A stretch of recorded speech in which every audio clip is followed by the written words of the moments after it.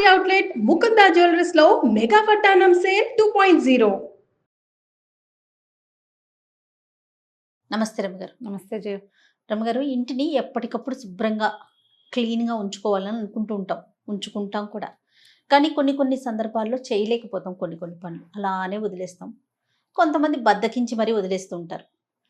మొత్తం క్లీన్గా సర్దుకున్నాం అనుకోండి, ఇప్పుడు షింక్లో గిన్నెలు అయి ఉంటాయి, తీసి బయట పెట్టేసామంటే కిచెన్ అంతా భలే ప్రశాంతంగా కనిపిస్తుంది. అప్పుడు ఒక పని చేయడానికి ఉత్సాహం అనిపిస్తుందండి. లేవగానే పక్క దుప్పట్లు కానీ బెడ్షీట్స్ కానీ మడత పెట్టరు, చాలామంది ఫోల్డ్ చేయరు, అట్లానే వదిలేస్తారు. ఇల్లు చేసుకుంటారు, తుడి చేసుకుంటారు, మిగతా అన్నీ అయిపోతాయి. కానీ ఎంత చేసినా ఆ రూమ్లోకి వెళ్తే కంఫర్ట్గా అనిపించదు. అలానే బట్టలు కూడానండి నలిగిపోయి ముడతలు వచ్చేసి, ఉతికిన బట్టలు ఎప్పటికప్పుడు తీగ మీద నుంచి తీసి వెంటనే ఫోల్డ్ చేసుకుంటే నీట్గా ఉంటుంది. మనం ఈ కుర్చీల మీద వేసి ఆ బెడ్ల మీద వేస్తే ముడతలు అయిపోతే అసలు ఉతికిన ఫీలే రాదు. అవును కదా రామగారు. మనము ఇవన్నీ బద్ధకము, పని చేయలేకపోవటము, సమయం చాలకపోవటము, మనకు మళ్ళీ రోజు బయటకు వచ్చేసేయటము, మనం తప్పిస్తే ఆ పని చేసేవాడు ఇంట్లో ఇంకొకడు లేకపోవటము, ఇలాంటివి కొన్ని ప్రాబ్లమ్స్ ఉంటాయి. అవును. కాకపోతే ఏంటంటే మనకి చిన్నప్పుడే 2వ క్లాసు 1వ క్లాసు ఉతికిన బట్టలు ధరించి, శుభ్రంగా ఉతికిన బట్టలు ధరించి అనేది ఒక పాయింట్ చెప్తూ ఉండేవాడు. ఉతికిన బట్టలు వేసుకోవటం అంటే శుభ్రంగా ఉన్నవి అని అర్థం. ముడతలు నలిగిపోయినవి అలాంటివే కాదు అని. ఇస్త్రీ బట్టలు అని నియమం లేదు అందులో. అవును. బట్టలు ఉతికితే బాగా ఉతికాం శుభ్రంగా, దాన్ని గట్టిగా పిండాలి తడంతా పోయేదాకా, దాన్ని బాగా గట్టిగా దులిపి ఆరేయాలి. అప్పుడు ముడతలు అవి ఆ తడితో చక్కగా కిందకు వచ్చేస్తాయి. అసలు బట్టలు దులిపారేయరు చేయ ఇప్పుడు. అవును. ఇందులో నుంచి తీసి ఇలాగే వేసేస్తే మీద పడేయటమే. పడేస్తే అది అట్టముక్కలాగా అవుతుంది, శుభ్రంగా ఉండదు. దాని మీద ఉన్న ముడత గీత పోవు. మీరు పిండి బాగా దులిపి ఆరేసి చూడండి, కరకరలాడుతూ ఎంత బాగుంటాయో అవి. లేకపోతే చకమకల్లాగా ఉంటాయి. చీరలు కూడా అంతే, ఏం బాగుండవు. నిలువు మడతలు పెడతారు, అడ్డమడత ఇలా కుర్చీ పెట్టకుండా ఇట్లా పొడుగ్గా తీస్తారు. ఆ పొడుగ్గా తీసిన చీర అస్సలు బాగోదు. అడ్డగా కుర్చీయే పెట్టుకోవాలి, అంతే పద్ధతి. అయితే ఇది జనరల్గా ఏంటంటే చాలా మందికి ఎప్పుడు ఒక డౌట్ వస్తూ ఉంటుంది, బట్టలు నలిగిపోతే ఏమవుతుంది, చూడ్డానికి బాగోదు అంతేగా అని. మనం వేసుకున్న బట్టలు లేదా మనం పడుకునే పక్కలు, ఇవి మన తాలూకు మనసుని క్యారీ చేస్తాయి. మనతో పాటే కదా మన మనసు ఉండేది జయ. ఎప్పటికీ బట్టలు వేసుకున్నాం, ఓ చీర కట్టుకున్నాం, ఓ డ్రెస్ వేసుకున్నాం అనుకో, మనం వేసుకుంటాం, మన శరీరం మీద ఉంటుంది, చూసేందుకు జనానికి మనం కనపడతాం.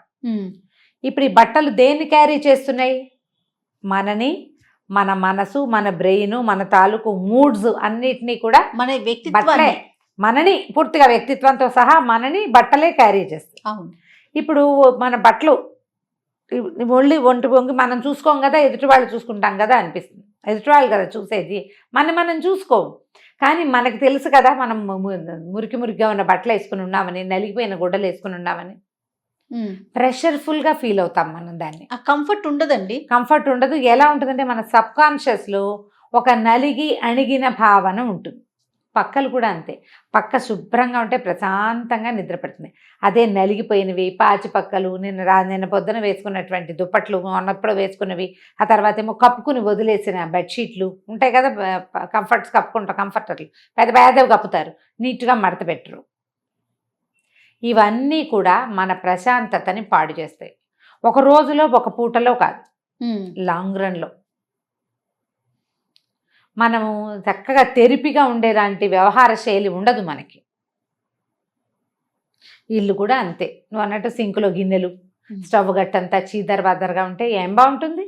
అవన్నీ క్లియర్ చేస్తే చక్కగా చిక్కు తీసిన ఫీలింగ్ ఉండి హాయిగా ఉంటుంది. అంతే. ఈ హాయి మనకి ఒక్క గ్లాన్స్లో ఒక్కసారి తగులుతుంది బ్రెయిన్కి, అంతే.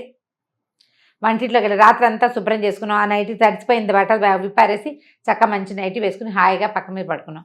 పొద్దున్న లేచి బ్రష్ చేసుకుని వంటింట్లోకి రాగానే వంటిల్లు తెరిపిగా ఉంటే ఒక చిక్కు తీసిన భావన మనకి 1 సెకండ్ వస్తుంది జయ. ఆ 1 సెకండ్ బ్రెయిన్ ఎంత బాగా యాక్టివ్ అయిపోతుందంటే ఆ రోజు పనంతా బాగా చేయగలుగుతాం. ఎంతసేపు మా ఇల్లు ఎంత బాగుందో, మా ఇల్లు ఎంత నీట్గా ఉందో అని అనుకోం మనం, అలా అనిపించదు. ఒక్క క్షణపు ప్రశాంతత మన మిగిలిన అన్ని పనుల మీద ప్రతిబింబిస్తుంది.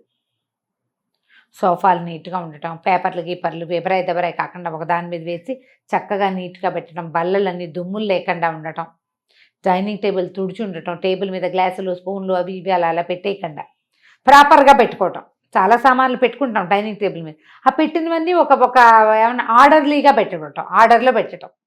అవును. ఎక్కడ ఉండవలసిన వస్తువు అక్కడ ఉండటం. దానివల్ల ఏమవుతుందంటే బుద్ధికి ప్రశాంతత వస్తుంది, తద్వారా ఇంట్లో ప్రశాంతత వస్తుంది. మనము చిరాకు పడుతూ చర్చలాడుతూ విసుక్కుంటూ తిట్టిపోస్తూ అలా ఉన్నాం, నలిగిపోయినట్టుగా ఉండం, మనం ఫ్రెష్గా ఉంటాం. ఈ ఫ్రెష్నెస్ని సాధించాలంటే ఒళ్ళొచ్చి పనిచేయాలి, అంతే. దానికి అదే మార్గం. ఎవరు చేస్తారు? లేకపోతే ఇప్పుడు ఏం చేయొచ్చు అంటే మనం భర్తని పిల్లల్ని భాగస్వాముల్ని చేయండి. ఎవరి బట్టలు వాళ్ళకి మడత పెట్టి మీ బట్టలు మీరు సర్దుకోవటం అలవాటు చేయండి. మా ఫ్రెండ్స్ ఒకరు ఉండేవారు, ఆయన బట్టలు ఆయనే సర్దుకుంటారట, వాళ్ళ అబ్బాయి బట్టలు కూడా ఆయనే సర్దుతారు, టవల్స్ అన్ని మడత పెట్టి ఆయనే పెట్టుకుంటారట. నువ్వు బాగా సర్దవు, నా ర్యాక్ నేనే సర్దుకుంటానంటారట. ఆయన ఎంత బంగారు కొండో అనుకుంటా గుర్తొచ్చినప్పుడల్లా నేను. ఆయన బట్టలు ఆయనే పెట్టుకుంటారు.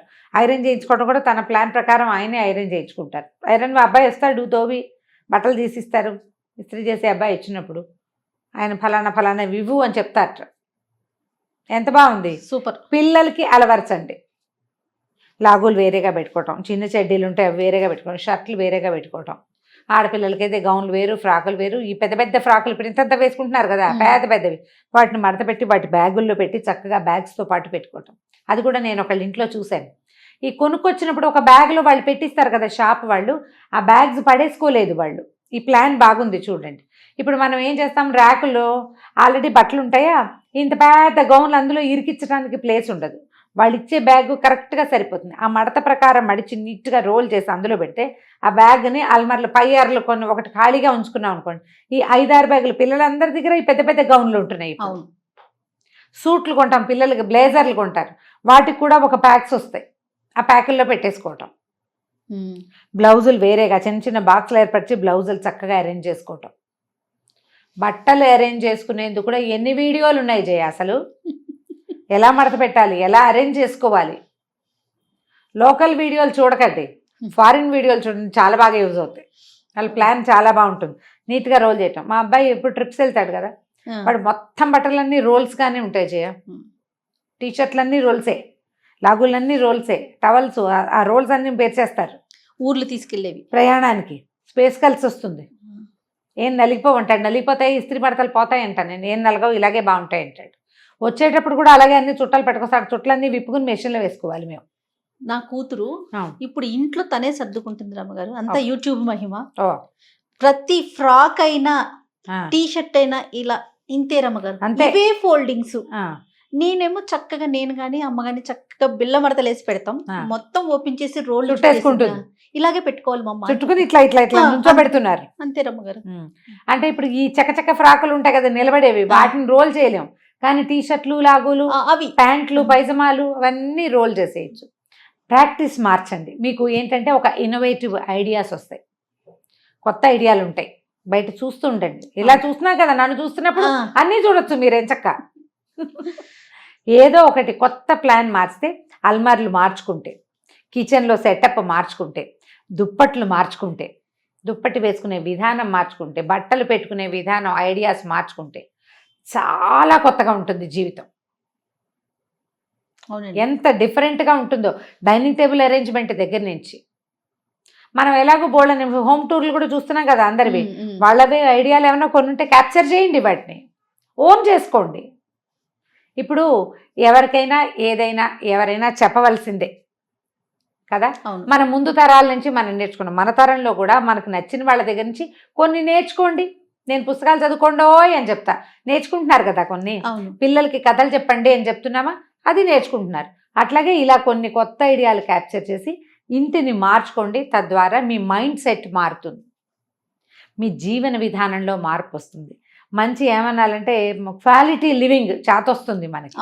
దానికోసం ట్రై చేయండి. నలిగిపోయిన బట్టలు, నలిగిపోయిన పక్కలు, ఎబరాయి దెబరాయిగా ఉన్న సోఫాలకి స్వస్తి చెప్పేయండి వాటితోటి, బై బై చెప్పేది. కొత్తవి కొనుక్కురమ్మని మాత్రం నేను చెప్పట్లేదు, ఉన్న వాటిలోనే ప్లాన్ మార్చుకోండి అని చెప్తున్నా, అంతే. తప్పకుండా రమ్మగారు. నమస్తే. నమస్తే.